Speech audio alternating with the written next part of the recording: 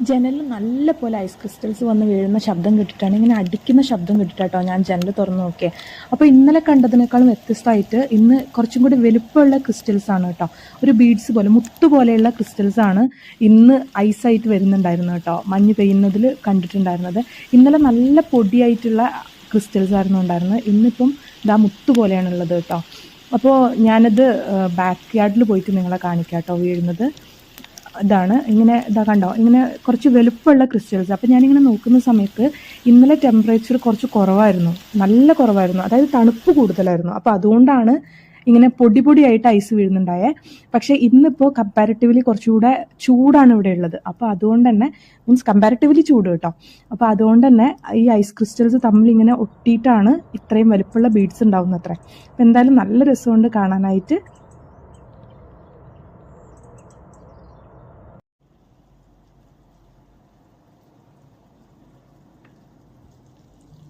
ഇങ്ങനെ വലിയ ബീഡ്സ് വീണിട്ടെ കുറച്ച് സമയം കൊണ്ട് തന്നെ ബാക്ക് യാർഡ് കംപ്ലീറ്റ് ഫില്ലായിട്ടോ. അതാണ് ഈ കാണുന്നത്.